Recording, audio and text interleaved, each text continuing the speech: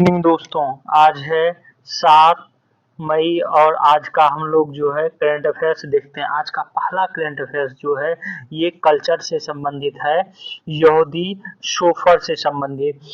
Holocaust से पीड़ित ने वार्षिक याद में जो है मार्च ऑफ लिविंग के दौरान हंगरी की राजधानी बुडापेस्ट में यहूदी शोफर जो है बजाया है। होलोकास्ट क्या है? तो होलोकास्ट जो है द्वितीय विश्व युद्ध के समय या द्वितीय विश्व युद्ध से पहले भी जो यहूदियों के साथ यहूदियों को जो है हिटलर द्वारा पोलैंड में और अन्य जगह पर जो है एक भट्टी में जिंदा जो है जलाया गया। और एक तरह से होलोकास्ट कहें कि एक बार में ही बहुत ही किसी धर्म या समुदाय को जो है एक बार में मार देना ही होलोकास्ट कहलाता है। तो ये होलोकास्ट जो है वो यहूदियों का हुआ था द्वितीय विश्व युद्ध के समय पर। और इसी होलोकास्ट के याद में जो है ये यहूदी शोफर बजाया जाता है। यहूदी शोफर मेहे भी जो इसको कहा जाता है। और ये यंत्र कहें या ये एक तरह से जैसे हम लोगों का बांसुरी होता है उसी तरह जो है एक इंस्ट्रूमेंट है बजाने के लिए। तो इसको जो है बजाया जाता है जब इजराइल का राष्ट्रपति चुना होता है, तो उसमें जब शपथ ग्रहण लिया जाता है तो शपथ ग्रहण के समय भी इसको बजाया जाता है। तो आपको याद रखना है यहाँ पर कि यहूदी शोफर में है ये क्या है? तो ये जो है एक इंस्ट्रूमेंट है बजाने के लिए यहूदियों का। यहूदी अपने फेस्टिवल पे भी जो है ये इंस्ट्रूमेंट बजाता है, ये याद रखना है। आज का अगला करंट अफेयर्स देखते हैं। आज का अगला करंट अफेयर्स है ये है अंतरिक्ष में तीसरी बार जो है जाएंगी भारतवंशी सुनीता विलियम्स। सुनीता विलियम्स जो कि भारतीय मूल की हैं और अमेरिकी हैं, ये तीसरी बार जो है अंतरिक्ष में जाएंगी। और आज ही जो है 8:04 पे ये जो है अंतरिक्ष में जाएंगी। और साथ ही ये भी बता दें कि अंतरिक्ष में जो है पहली बार सुनीता विलियम्स 2006 में गई थी और दूसरी बार 2012 में गई थी। और अंतरिक्ष में वह जो है कुल 322 दिन जो है रह चुकी हैं, बिता चुकी हैं। वहीं वो अंतरिक्ष में वॉक जो है 7 स्पेस वॉक की हैं और करीब अंतरिक्ष में 50 घंटा 40 मिनट तक जो है रिकॉर्ड रह चुकी हैं अंतरिक्ष वॉक करने के समय। पहले ये जो है इनके साथ रिकॉर्ड था, अब जो है इनके रिकॉर्ड को तोड़ा है पेगी विटसन ने। वो जो है अब सबसे ज्यादा समय तक जो है स्पेस वॉक करने वाली हो गई हैं। तो ये जो सुनीता विलियम्स 2006 में गई थी और 2012 में, अब जो है 2024 में जो है तीसरी बार गई हैं। ये 58 वर्षीय हैं और इनके साथ जो जा रहे हैं वो हैं बुच विल्मोर। ये भी आप लोग याद रखेंगे। और कौन भेज रहा है? तो नासा द्वारा जो है नासा के अंतरिक्ष के माध्यम से। और मुख्य रूप से अगर जो कहें जा तो रहा है नासा फ्लोरिडा से, लेकिन ये जो जा रहा है बोइंग का स्टार लाइनर अंतरिक्ष यान है, इससे जा रहा है। ये भी याद रखेंगे, बोइंग का स्टार लाइनर अंतरिक्ष यान है, इससे जा रहा है।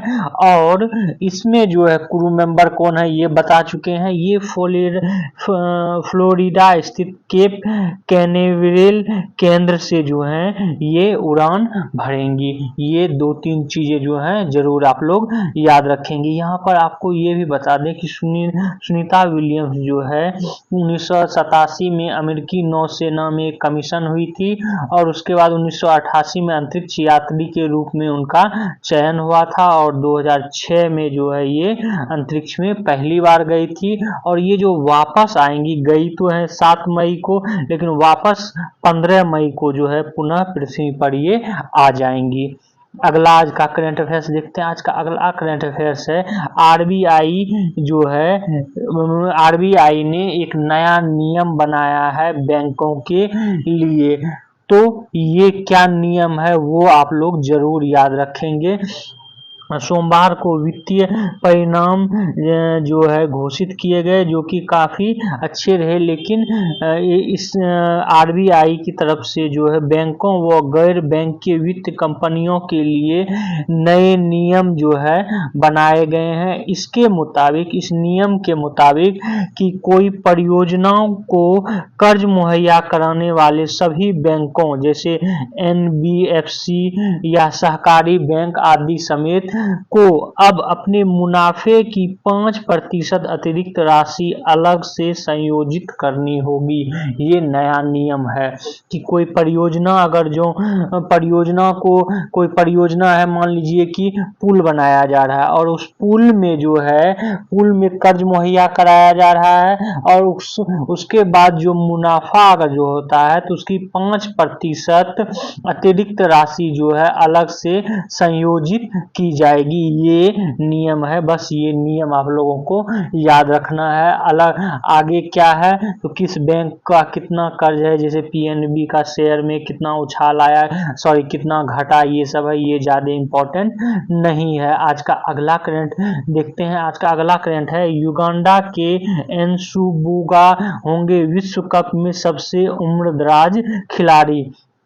अभी आपको बता दें कि टी20 वर्ल्ड कप जो है 2024 में वेस्ट इंडीज और यूएसए में होने वाला है और इसमें जो है टी20 में करीब 20 देश जो है भाग लेगी। उसमें जो है युगांडा भी भाग ले रहा है और युगांडा का जो है ऑफ स्पिनर फ्रैंक एनसुबुगा ये 43 वर्ष की आयु में जो है टी20 विश्व कप में खेलने वाले सबसे उम्रदराज क्रिकेटर जो है बन जाएंगे। चूंकि इनका चयन हो चुका है तो ये संभावना है कि ये खेलेंगे ही। तो आपको ये याद रखना है कि टी20 2024 में सबसे उम्रदराज खिलाड़ी कौन है, तो फ्रैंक एनसुबुगा हैं और ये कहाँ के हैं तो युगांडा के हैं। ये आपको याद रखना है। आज का अगला करंट अफेयर्स देखते हैं। आज का अगला करंट अफेयर्स है, ये है रूबलेव जो है पहली बार जीता है मैड्रिड ओपन। कल हम बताए थे कि मैड्रिड ओपन महिला में किसने जीता है और आज जो है पुरुष की बारी है। तो पुरुष में जो है रूस के आंद्रे रूबेल जो है इन्होंने जीत लिया है मैड्रिड ओपन और मैड्रिड ओपन टूर्नामेंट का खिताब इन्होंने पहली बार जीता है। ये कौन, कहाँ से है, रूस से है, ये भी याद रखें, रूस से। और एक फेमस कौन है, मेदवेदेव, ये भी जो है एक फेमस खिलाड़ी है रूस से। इसके बारे में करंट अफेयर्स में पूछा जा चुका है।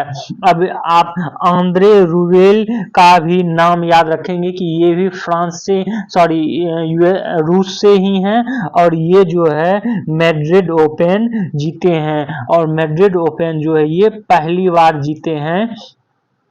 और ये भी यहाँ पर हम बता दें आपको, जो है नोवाक जोकोविच इससे वापस जो है चोट के कारण वापस हो गए थे, जबकि दानिल मेदवेदेव जो कि रूस के ही हैं ये भी जो है चोट के कारण वापस ये हो गए थे, क्वार्टर फाइनल से हट गए थे। कार्लेज अल्कराज ये भी जो है हट गए थे क्योंकि इनको भी जो है हाथ में सूजन आ गया था। तो इस तरह जो है ये टूर्नामेंट में आंद्रे रूबलेव जो है मैड्रिड ओपन में पुरुष में जीत गए हैं। वहीं पर महिला वर्ग में ईगा स्वाइतेक जो है ये जीती हुई है। तो ये करंट अफेयर्स आप लोग याद रखेंगे। आज का अगला करंट अफेयर्स देखते हैं। आज का अगला करंट अफेयर्स है सेमी क्रायोजेनिक इंजन से संबंधित। सेमी क्रायोजेनिक इंजन जो है इसरो विकसित किया है और उसका पहला परीक्षण जो है ये सफल भी हुआ है। तो पहले ये जान लेते हैं कि क्रायोजेनिक होता क्या है। क्रायोजेनिक जो है कहा जाता है कि -250 के आसपास जो है हम जब ऑक्सीजन को जो है कंप्रेस्ड कर कर उसका प्रयोग करते हैं, और केरोसिन का भी इसमें प्रयोग किया जाता है, एक तरल के रूप में ऑक्सीजन का हम लोग प्रयोग करते हैं, तो इसको जो है क्रायोजेनिक कहा जाता है। तो क्रायोजेनिक से ही जो है क्या होता है, क्रायोजेनिक इंजन बनाया गया है। और अब जो है सेमी क्रायोजेनिक इंजन जो है इसरो विकसित कर रहा है, और इसका मकसद ये है कि प्रक्षेपण यान मार्क 3 की पेलोड को जो है बढ़ाया जाए, जो पेलोड होता है उसकी क्षमता बढ़ाया जाए, और पेलोड की क्षमता जो है करीब 2000 किलो न्यूटन थ्रस्ट इंजन का जो है होगा, इसलिए सेमी क्रायोजेनिक को जो है ये बढ़ाया गया है इसरो द्वारा। तो आप यहाँ पर ये भी याद रखेंगे कि हाल ही में किस संगठन ने सेमी क्रायोजेनिक विकसित किया है, तो इसरो द्वारा जो है किया गया मार्क 3 जो कि LVM-3 भी बोलते हैं, उसमें जो है इसका प्रयोग किया जाएगा। यहाँ पर आपको ये भी बता दें कि पहला अग्नि शमन परीक्षण जो है 2 मई को इसरो प्रणोदक परिसर महेंद्रगिरी में सेमी क्रायोजेनिक एकीकृत इंजन परीक्षण केंद्र में जो है किया गया था। और अभी जो है ये इसमें क्या होता है ये भी बता दें, इसमें ट्राइथाइल एल्यूमिनाइड और ट्राइथाइल बोरॉन के संयोजन का उपयोग भी जो है किया जाता है थ्रस्ट को जो है बढ़ाने में। आज का अगला करंट अफेयर्स देखते हैं। आज का अगला करंट अफेयर्स है, ये है सूर्य पर उभरता जो है पृथ्वी से 10 गुना बड़ा सन स्पॉट जो है, ये कहना है किसका, तो आर्यभट्ट प्रक्षेपण विज्ञान शोध संस्थान नैनीताल का। आप जब देख रहे होंगे ये सन स्पॉट्स जिसको कि हम लोग सौर्य कलंक भी बोलते हैं। सूर्य पर जो है सूर्य के बीच से जो है एक ज्वाला उठती है, और वहाँ जो है जो कि काले धब्बे जैसा दिखाई देता है, उसको जो है सौर कलंक या सन स्पॉट्स बोला जाता है। और ये भाग जो है जहाँ पर सौर कलंक उठता है, वो भाग जो है सूर्य की अन्य भागों की अपेक्षा जो है ठंडा भाग होता है। और ये कलंक जो है ये सन स्पॉट्स जिसका कि नाम दिया गया AR 3663 मतलब 3663 ये नाम दिया गया सन स्पॉट्स का। ये पृथ्वी से बड़ा है, और इस सन स्पॉट्स का जो पृथ्वी पे क्या प्रभाव पड़ता है ये भी हम आपको बता दें कि इससे एल नीनो और ला नीनो पर जो है प्रभाव पड़ता है। साथ ही साथ चूंकि इसके प्रभाव के कारण क्या होता है कि जो हमारा बेतार संचार व्यवस्था है उस पे भी प्रभाव पड़ता है, जैसे मोबाइल हो गया या टीवी जो है बेतार है तो उस पे जो है प्रभाव पड़ता है, उसमें खराबी जो है जल्दी आती है इस सन स्पॉट्स के कारण। ये सब तथ्य ज्योग्राफी में पूछा जा चुका है। अब संभावना है कि आप जब एसएससी का एग्जाम, ये सब यूपीएससी में पूछा जा चुका है, तो अब एसएससी का एग्जाम देंगे तो उसमें जो है पूछा जाएगा कि क्या सौर कलंक क्या है या सन स्पॉट्स क्या है, इसका क्या प्रभाव पड़ता है, तो ये सब तथ्य जो है आप लोग याद रखेंगे। आज का अगला करंट अफेयर्स देखते हैं। आज का अगला करंट, यहाँ पर ये भी बता दें आपको कि ये सन स्पॉट्स जो है कम और ज़्यादा 11 वर्ष में होता है। 11 वर्ष में कम और ज़्यादा होता है। यही कारण है कि प्रत्येक 11 वर्ष में जो है बहुत ज़्यादा गर्मी भी पड़ता है और बहुत ज़्यादा ठंडी भी पड़ता है। जब सन स्पॉट्स ज़्यादा होगा तो क्या होगा उसका प्रभाव, और सन 11 वर्ष में सन स्पॉट्स ज़्यादा रहेगा तो उसका प्रभाव जो है थोड़ा ठंडक के रूप में भी होता है, और सबसे ज़्यादा एल नीनो और ला नीनो पे जो है प्रभाव पड़ता है।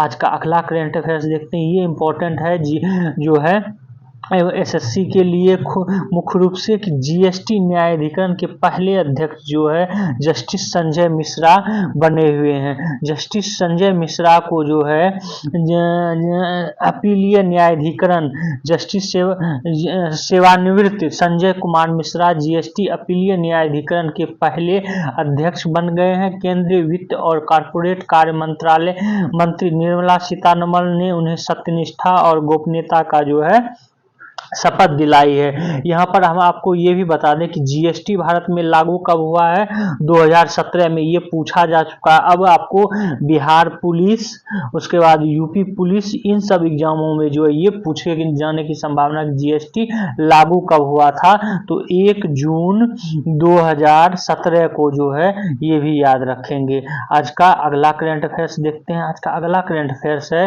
ये है कोल्पोस्कोपी।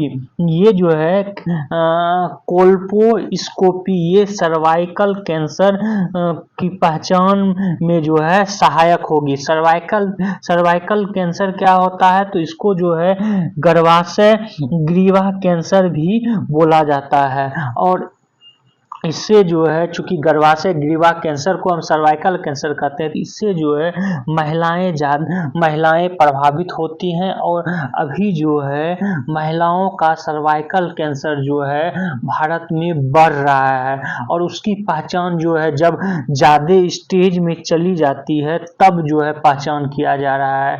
अब जो है इसको एम्स द्वारा विकसित किया गया है और कहा गया है कि कोल्पोस्कोपी के माध्यम से जो है सर्वाइकल कैंसर को करीब 15 से 20 मिनट में ही जो है जांच किया जा सकता है, पहचाना जा सकता है। तो ये था करंट अफेयर्स। आज का अगला करंट अफेयर्स देखते हैं। आज का अगला करंट अफेयर्स है कि शी जिनपिंग की फ्रांस जो है यात्रा के हुआ है, जिसमें कि वहाँ तिब्बतियों और तिब्बत और शिनजियांग प्रांत के लोगों ने जो है मानवाधिकार को लेकर प्रदर्शन किया है। ये चर्चा में इसलिए और करंट अफेयर्स में इसलिए इम्पोर्टेंट है कि शी जिनपिंग करीब 5 साल बाद यूरोप की यात्रा पर गए हुए हैं। मतलब यूरोप के किसी देश की यात्रा पर जो है ये 5 साल बाद गए हैं। और इस तरह के प्रश्न जो है पूछ लिए जाते हैं, क्योंकि 5 साल बाद जो है यूरोप की यात्रा पे कहाँ गए हैं, यूरोप के किस देश में, फ्रांस में जो है शी जिनपिंग गए हैं। इसलिए ये चर्चा में इसलिए भी है कि 5 साल बाद ये यूक्रेन में युद्ध तथा बीजिंग और ब्रुसेल्स में आर्थिक तनाव के बीच जो है ये फ्रांस गए हुए हैं। आज का अगला करंट अफेयर्स देखते हैं। आज का अगला करंट अफेयर्स है, ये है विदेशी ऑर्डर से जो है सेवा क्षेत्र में वृद्धि आई है। करीब 14 साल के शीर्ष स्तर पर जो है सेवा क्षेत्र में भारत हो गया है।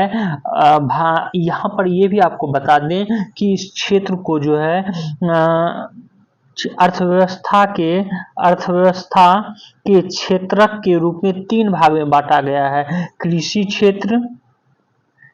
क्षेत्र, उसके बाद जो है दूसरा द्वितीयक क्षेत्र जिसको कि हम औद्योगिक क्षेत्र भी बोलते हैं या विनिर्माण क्षेत्र भी बोलते हैं, और तीसरा आता है सेवा क्षेत्र। इसी को जो है हम प्राथमिक क्षेत्र को जो है कृषि क्षेत्र को हम प्राथमिक